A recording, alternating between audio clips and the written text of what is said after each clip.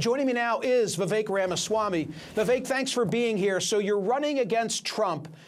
Lead off by giving me an area of sharp disagreement that you have with the former president. My area of sharp disagreement is that I think we need to stop running from something and start running to something as a conservative movement.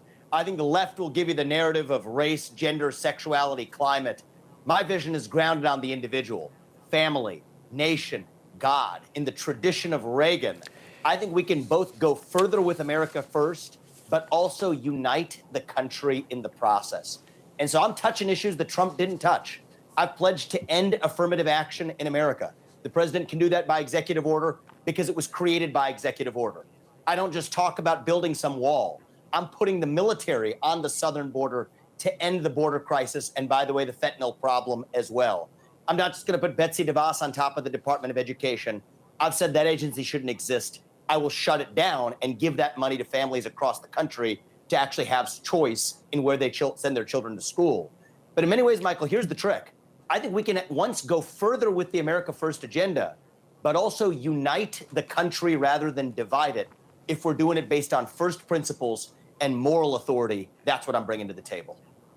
I know that you're familiar with what went on here on CNN Wednesday night with the town hall, even though you were preoccupied with a campaign event of your own. I'm going to put on the screen and just read aloud a couple of the things that came from that event. Donald Trump, he refused to admit that he lost the 2020 election. He called E. Jean Carroll a whack job. He vowed to pardon January 6 rioters, dodged questions about federal abortion ban, and wouldn't say if he wanted Ukraine to win the war. Is there anything that I've just articulated that you disagree with?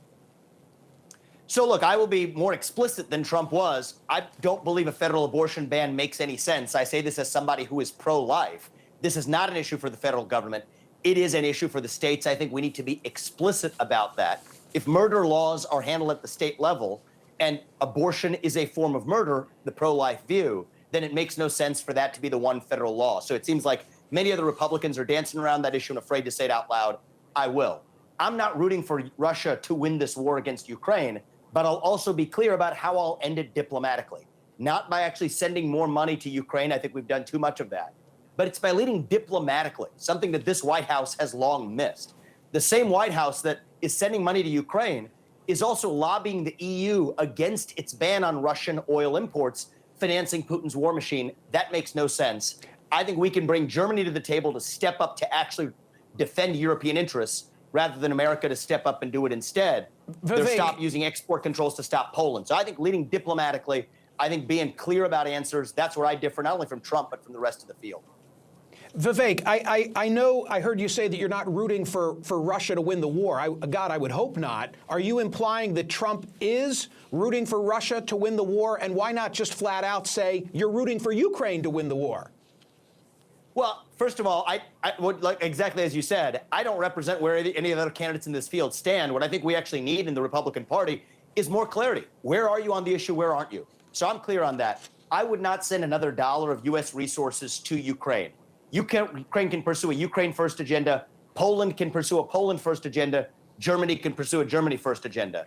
But I think the failure is Germany is now getting in Poland's way. So that's where I am on the position on the Ukraine wars. I don't think it directly relates to American interests. Therefore, I don't want to use American resources that we could instead use on actual policies that affect Americans here at home, such as using our military to secure our own border instead of somebody else's.